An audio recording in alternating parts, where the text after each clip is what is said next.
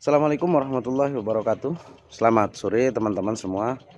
Alhamdulillah di sore hari yang berbahagia ini kami mahasiswa FKIP Universitas Muhammad Suryo Jember akan melakukan presentasi yaitu tentang mata kuliah riset kuantitatif, di mana kami telah membuat makalah yang berjudul metode pengumpulan data.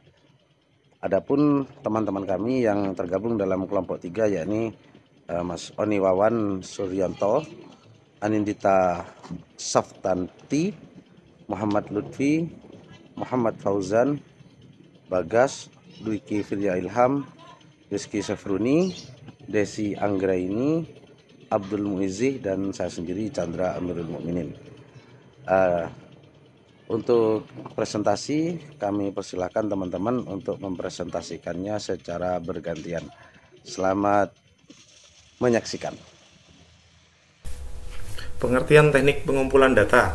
Menurut Johnson dan Christensen tahun 2000 bahwa metode pengumpulan data diartikan sebagai sebuah teknik untuk mendapatkan data secara fisik untuk bisa dianalisis dalam sebuah studi penelitian. Kemudian pengumpulan data bisa dilakukan dalam berbagai macam setting, berbagai sumber, dan berbagai cara. Bila dilihat dari settingnya, data dapat dikumpulkan pada 1. Berasal dari setting alamiah secara natural, kemudian dari 2 bisa dilakukan dari laboratorium dengan menggunakan metode eksperimen, kemudian yang ketiga bisa dilakukan di rumah dengan menggunakan beberapa orang responden. Kemudian pengumpulan data bisa juga menggunakan sumber primer, di mana sumber primer adalah sumber data yang langsung memberikan data kepada pengumpul data. Kemudian yang kedua adalah sumber sekunder, di mana merupakan sumber yang tidak langsung memberikan data kepada pengumpul data, misalnya melalui orang lain atau melalui sebuah dokumen. Macam-macam teknik pengumpulan data. Yang pertama ada teknik observasi, yang kedua teknik wawancara, dan yang ketiga teknik angket kuesioner. Saya akan jelaskan satu persatu. Teknik observasi adalah teknik pengumpulan data dengan cara mengamati secara langsung maupun tidak langsung tentang hal-hal yang diamati dan dicatat pada alat observasi. Yang kedua, teknik wawancara, yaitu teknik penelitian dengan dilaksanakan dengan cara dialog, baik secara langsung ataupun tidak langsung, baik secara tatap muka ataupun daring melalui siaran media, antara pewawancara dengan yang diwawancarai sebagai sumber. Yang ketiga adalah teknik angket kuesioner, yaitu instrumen penelitian berupa daftar pertanyaan atau pernyataan secara tertulis yang harus dijawab atau diisi oleh responden sesuai dengan petunjuk pengisian. Slide berikutnya, macam-macam observasi. Observasi, peneliti terlibat dengan kegiatan sehari-hari orang yang sedang diamati atau digunakan sebagai sumber data penelitian. Sambil melakukan pengamatan, peneliti ikut melakukan apa yang dikerjakan oleh sumber data. Observasi non-partisipan, yaitu peneliti tidak terlibat langsung dengan aktivitas orang-orang yang sedang diamati. Maka dalam observasi non-partisipan, peneliti tidak terlibat dan hanya sebagai pengamat. Dari segi instrumentasi yang digunakan yaitu observasi terstruktur. Observasi terstruktur adalah observasi yang telah dirancang secara sistematis tentang apa yang akan diamati, kapan dan di mana tempatnya. Untuk observasi yang tidak terstruktur adalah observasi yang tidak dipersiapkan secara sistematis tentang apa yang telah diobservasi. Jadi berikut adalah yang perlu kita perhatikan dalam melakukan observasi. Untuk yang pertama adalah pemilihan pengetahuan yang cukup. Jadi pemilihan pengetahuan yang cukup itu diperlukan dalam melakukan observasi. Untuk yang kedua adalah pemahaman dan tujuannya. Untuk pemahaman dan tujuan kenapa harus melakukan observasi. Untuk yang ketiga adalah penentuan cara dan alatnya. Lalu berikutnya adalah penentuan kategori. Lalu berikutnya adalah pengamatan dan pencatatan. Dan berikutnya lagi adalah pencatatan di setiap gejala, seperti itu. keuntungan menggunakan observasi sebagai teknik pengumpulan data. Untuk keuntungan yang pertama adalah observasi dapat meringankan beban subjek penelitian karena mereka tidak harus mengerjakan apa-apa dan dapat melakukan seperti yang ia kerjakan sehari-hari tanpa harus dibuat-buat, dan observer mengamati serta mencatatnya pada alat observasi. Untuk keuntungan kedua adalah observer tidak memerlukan bahasa verbal sebagai alat utama untuk mengumpulkan data, melainkan alat lain yang lebih praktis dan efisien dibandingkan dengan wawancara yang menuntut kemampuan meneliti untuk mengungkap pendapat atau opini subjek penelitian. Untuk keuntungan yang ketiga adalah data yang diperoleh melalui observasi akan lebih akurat dan objektif sebab subjek penelitian akan melakukan dan bekerja apa adanya. Dan untuk keuntungan yang keempat, observasi dapat digunakan untuk mengecek kebenaran data yang diperoleh dengan teknik lain seperti wawancara dan angket. Dan berbicara tentang keuntungan, di setiap melakukan kegiatan apapun itu pasti ada kelemahannya. Dan untuk berikutnya adalah saya akan menjelaskan tentang kelemahan menggunakan observasi sebagai teknik pengumpulan data. Jadi kelemahan yang pertama adalah banyak hal atau gejala-gejala tingkah laku yang tidak dapat diungkap dengan observasi, terutama hal-hal yang bersifat pribadi dan bersifat rahasia. Dan untuk kelemahan yang kedua adalah bagi observan yang diobservasi yang mengetahui bahwa dirinya sedang diamati, ada kecenderungan melakukan kegiatan yang dibuat-buat dan berpura-pura seperti itu. Jadi untuk kelemahan yang ketiga adalah apabila yang diamati mengenai gejala-gejala tingkah laku, maka akan sulit bagi observan untuk bertindak secara objektif. Macam-macam interview. Interview berstruktur. Pertanyaan dan alternatif jawaban yang diberikan interviewer telah ditetapkan terlebih dahulu. Interview tidak berstruktur. Interview tidak berstruktur ini lebih bersifat informal.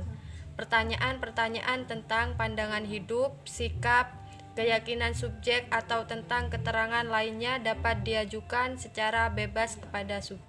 Syarat-syarat teknik wawancara. Yang pertama, menghindari kata-kata yang bermakna ganda. Kedua, mengajukan pertanyaan sekonkret mungkin. Ketiga, menghindari pertanyaan panjang. Keempat, mengajukan pertanyaan dalam pengalaman konkret interview. Kelima, menyebut semua alternatif jawaban. Keenam, menghindari kata-kata canggung yang membuat rasa malu interview. Ketujuh, menetralkan gaya bahasa bicara. 8. Memproyeksikan gaya pertanyaan yang menyangkut interview. 9. Menanyakan hal-hal positif dan negatif dalam menilai orang ketiga. Saya Muhammad Lutfi akan melanjutkan presentasi kelompok kami. Ada beberapa keuntungan menggunakan teknik wawancara interview. Yang pertama, wawancara dapat digunakan untuk mengecek kebenaran data atau informasi yang digunakan dengan teknik lain seperti angket. Yang kedua, wawancara dapat mengumpulkan data yang lebih luas dan akurat, bahkan dapat memunculkan sesuatu yang tidak terpikirkan dan sebelumnya. Dan yang ketiga, melalui tatap muka secara langsung, memungkinkan pewawancara dapat menjelaskan pertanyaan yang kurang dipahami oleh subjek penelitian sebagai sumber data. Yang keempat, wawancara dapat dilakukan kepada setiap individu yang tidak mengenal batasan usia dan kemampuan berbeda, dengan angket yang hanya bisa digunakan pada responden yang hanya bisa membaca dan menulis saja. Dan beberapa juga ada kelemahan menggunakan teknik wawancara interview. Pertama, kadang-kadang pelaksanaan wawancara memerlukan waktu dan tepat. Yang kedua, wawancara menuntut keterampilan khusus dari pewawancara dalam mengungkap data dan keterangan yang akurat. Dan yang terakhir, sulit menghilangkan pengaruh-pengaruh subjektif pewawancara yang dapat mempengaruhi hasil wawancara. Sekian dari saya, terima kasih.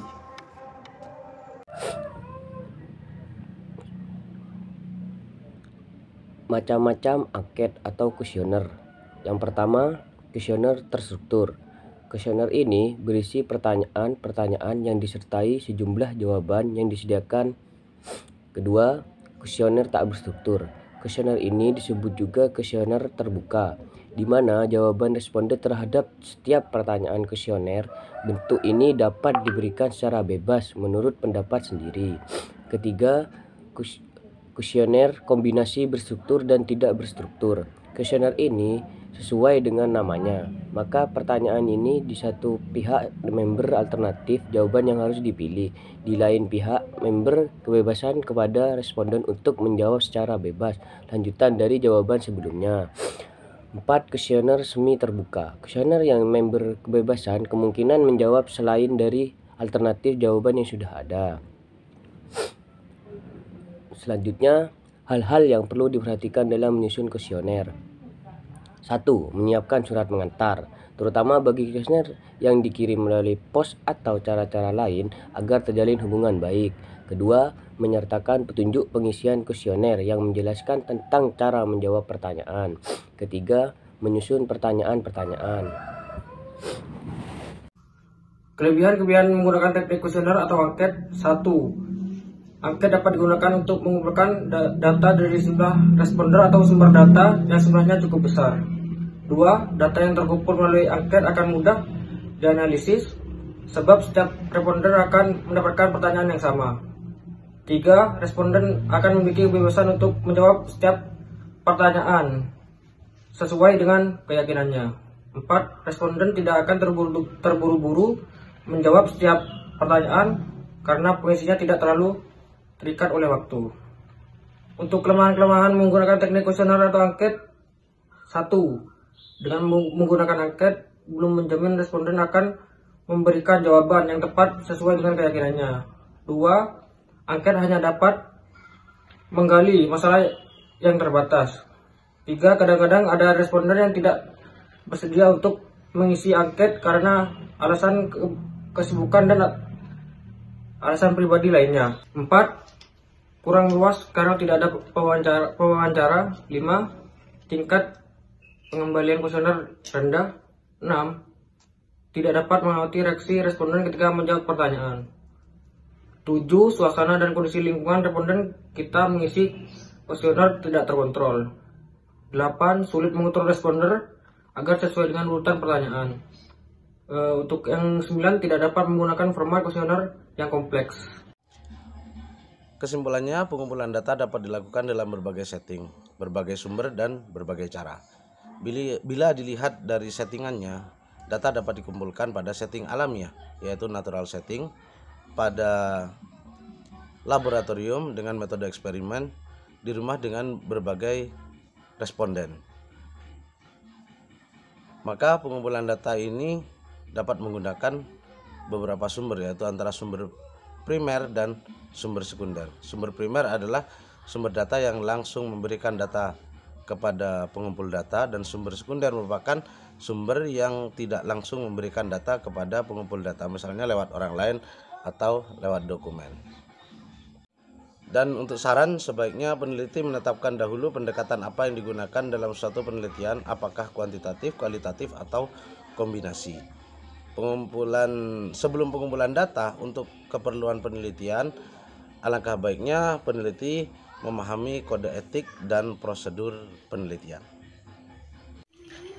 Demikian presentasi dari kami kelompok 3.